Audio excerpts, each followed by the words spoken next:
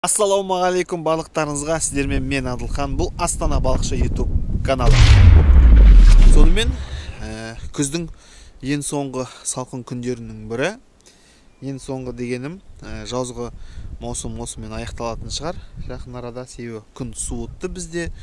Түнде қазір -2, -5-ке дейін барып жатыр. Біздер балық аулауға келдік. Қасымда Фараби аға бар. Нұра өзені, бұл жер Сабынды деп аталады. Сонымен біздер кеше түнде келген болатымыз. Түнде бір нәлім алдық. Мына жерде қазір көрсетеді. Сағат деген неше болды? Сағат деген 12-ден кетті, 12:30 болды. Мінекей. Екінші поклевка Фараби ағанкі. Ал. Жоқ. Бар сияқты. Бар. Жеңілдің бірақ. Бар. Батса керек па? Мен қолымда. Өзі бай шығарып аларым, ол үлкен емес сияқты. Шағында бір. Налим ғой, налим. Налим мелкий. Уху! Құтты болсын. Қойсаңыздар болады мінекей. Мынадай налим шықты. Сіз бірінші рет ұстап ба? Иә. Мына бірінші рет ұстап жатыр налим дегенде. Иә, налимді мен бірінші рет ұстап болмаса. Жұтып қойған ба? Жұтып қойған сияқты, иә. Жақын жерде көрінбейді. Күрчектің ұштығы көрінді, жақ шамалы жұтқан енді. Ой! Не? Балығым атып жұтты ғой жаңағы. Балығын түкіре салған ес?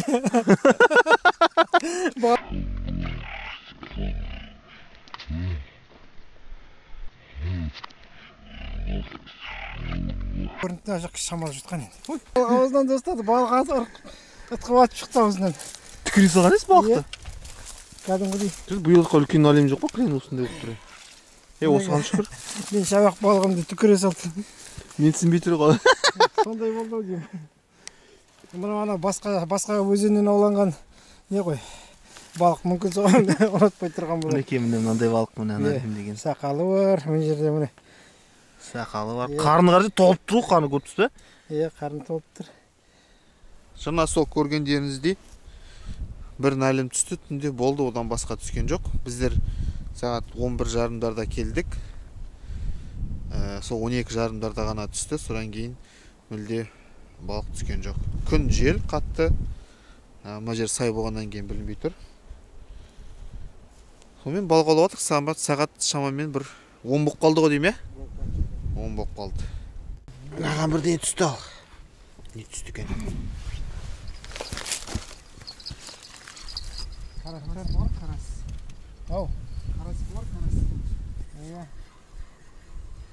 О.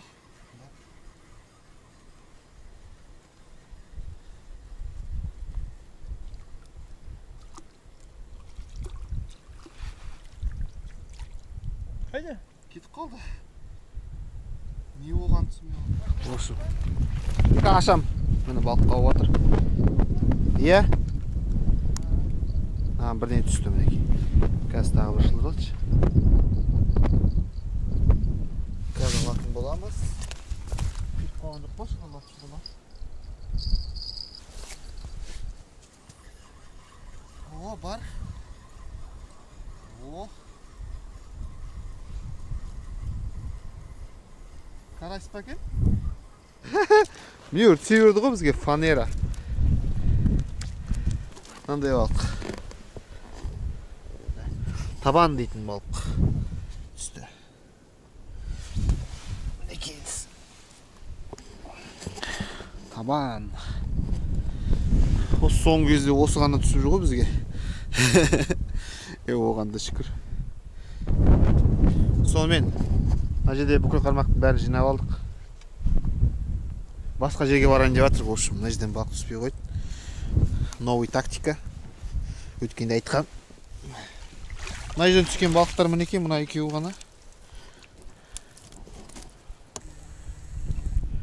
Біз алып кететін боламыз. Сағат деген қазір айтайын сіздерге қанша болып жатқан. Сағат деген 10:30 болып жатыр. Мәс сағат. Короче, орнын ауыстырып келдік мына жерге. Мына жер жел болып тұр қазір. Қатырайын кішкене. Орнын ауыстырып келдік мына жерге. Бірақ мына жерде қатты жел. Тіпті қатты жел. Мынандай толқын болып жатыр. Қоңыраудың дауысы естілмейді. естілмейді дегенде қоңырауды анау өзі бүйтіп қозғалып тұр да желмен. Сол себепті манағыдай ағаштардың арасына бару керек сияқты. Мынандай ашық жерде болмайды екен. Заттарын теп бәрін мынандай жерге келдік ал. Мусор көп екен. Бірақ манағыдай жел емес. Ағаштар біраз ықтап тұр. Мусор көп екен біраз. Міне, мына жерге келетін боламыз. Адам жоқ. Ана бұрышқа барып тұрамыз. Бұрышқа қарай лақтатын боламыз. Мынандай жер. Осы жерден көреміз енді бұйырған. Осы жерден бірден түсіп қалар. 3-ші точка ұстырып жатыр ал. Міне балықтың нелері жатыр ғой. Мен айтып жүрген нелердің бірі осы ғой. Мына карастик екен. Камбраз. Бірақ мынау свежий емес, ескі. Мына жерде балық бар деген сөз. Ең бастысы сол. Мінекей осындай жер. Қалмақтарымыз бәрін лақтырып қойдық. Тірі балықты да лақтырып қойдық. Етте салып қойдық. Ошым жемтік салып андай шыбын құртқа да салып қойдық. Ана жерде менің қармағым тұр. Барлығын қойып қойдық, енді көретін боламыз. Сағат деген 1 болып жатыр. Біздер сол балық аулап жатырық. Мына жерге келгелі бері балық түскен жоқ әлі. Бұйырса көретін боламыз. Күн қатты жел. Бірақ желді күні осындай сайларға кеп, мындай көріп тұрсыңыз, сай биік. Кеп тұрсаңыз, негізі көп не істемейді. Мына жер тынық, мына жер жел жоқ жер сияқты болып тұр. Ошым кеше ұстаған балығымыздан әлемді хурайын деп жатырмын. Ол үшін қазір заттар дайындаймыз. Газ емес, газ бар негіз. Отқа пісіреміз. Дәмдірек болу үшін білмеймін, бірақ отқа пісіргенмен газге пісіргеннің айырмашылығы бола ма? Комментарийге жазыңыздар. Не айырмашылығы болуы мүмкін? Отқа пісіргенмен мана алып жатырмын ғой газға пісіргенді. Кірпіш, таба бар, май бар, су бар, бәрі бар, тұз да бар. Қазір балық пісіретін боламыз мына жерге, ағаштардың арасына. Себебі далада жел. Осы жерге мені өртеп алмайтын шығармыз. Мына жерде дайын ағаш тұр, мына ағашты алып бақты қуыра бермейміз. Қиналып зачем дейсің? Не үшін қиналуымыз керек? Мына жерде аламыз да бүйтіп қоямыз. Кірпіштерді алып. Сеткім бар өзім арнайы ұстауға арналған. Тағы кірпіші келіп, осы жерде балық қуыратын боламыз. Яғни таба бәрін әкеліп қойдым. Балықты қазір кесіп тазалауға. Су қарын аштайды бізе, тамақ жеу керек. Балық балығымен тамақ жеу керек. Ал. Біреулердің әлемнің терісін сыпырады, біздер бірақ сыпырмаймыз. Терісімен бірге айдап жүреміз. Шер так соятын боламыз анау. Енді мал сойған сияқты сойық.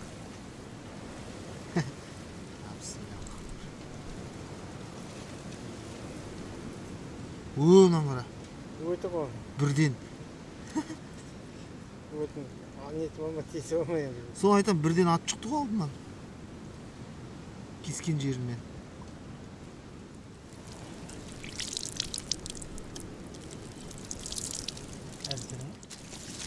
Ошы, міне, дайындап жатыр. Ағаш-бағаш. Тұзды алып, тұздап жіберейік. Балықты.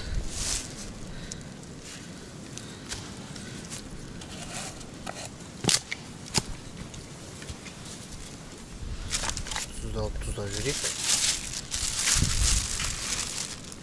Көпіп көтпесін әсі.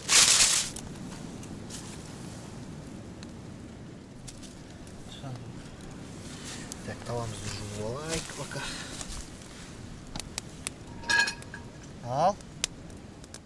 Ал, майды құямыз.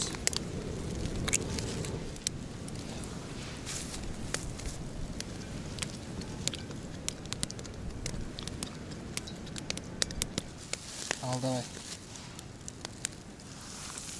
Кетті ал.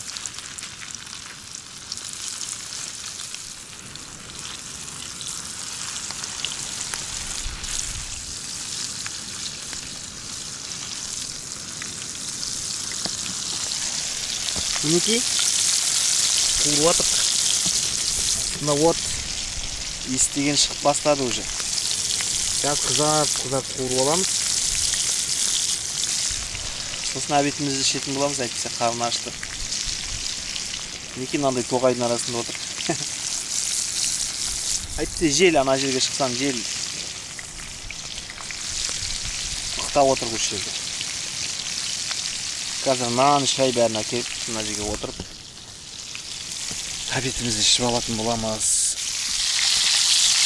Бұрқырап иіс шығып жатыр ал. Мынандай қуырылды.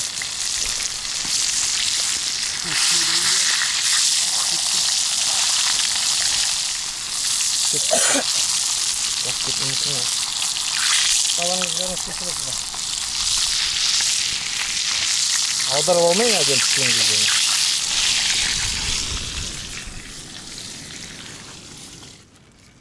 Ал, балығымыз пісті. Дәмін татып көрейік ал. Еті жұмсаған екен. Көрейік.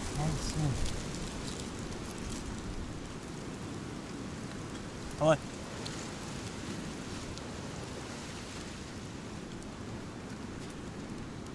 Қандай бақтық не қай? Еті жұмсақ. Еті жұмсақ, е?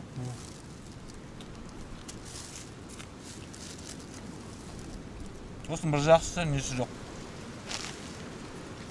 Қоқан жоқ па? Қоқан жоқ. Тек қана омыртқасында ғана бар ол. Менің ойымша қара балыққа ұқсайтын сияқты.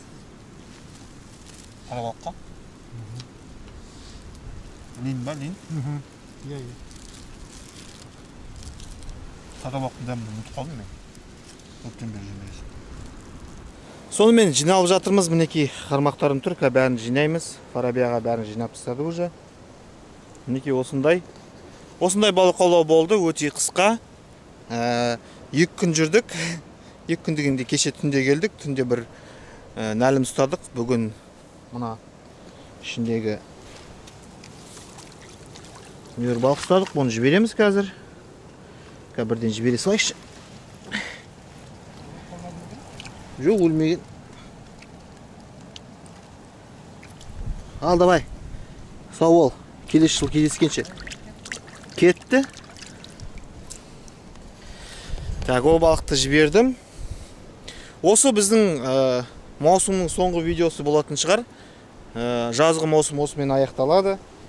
Жазғы қармақтардың бәрін жинап, енді қысқы маусымға дайындаламыз. Бұйырса маусым ашар болады. Қысқы сезоннан. Келесі видеода кездескенше аман болыңыздар, сау болыңыздар. Фарабияға не дейсіз? Қалай? Енді мен әр видеода өзім айтып жүрем, бізге ол енді мынадай балықты қырып ұстау бізге мақсат емес. Біздің сол мынау балық аулаудан алатын бізге әсер маңызды, және мынадай күздің керемет тамаша табиғатында демалыс. Әрі өзіңде осы жас кіші болса да біз қазір бір достай болып кеттік, иә. Сол осындай керемет тамаша табиғат аясында керемет жақсы демалыс болды. Бірінші рет мына нәлім балығын ұстап, өз қолыммен оны дәмін татып көрдік, өте керемет. Жаңа мен бір қара балыққа ұқсайды деп қалдым. Енді ол мына морской язык деген балыққа мен ұқсаттым. Оның енді қазақша, өкінішке орай, морской язык балығының қазақша атауын мен білмейді екенмін. Білетіндеріңіз болса комментарийға жазып отырыңыздар. Сонымен достар, келесі кездескенше қош сау болыңыздар. Сіздер комментарий жазыңыздар, видеоға лайк басыңыздар, достарыңызға таратыңыздар. Мынада балық түсіп жатқан жоқ. Аман болыңыздар, сау болыңыздар.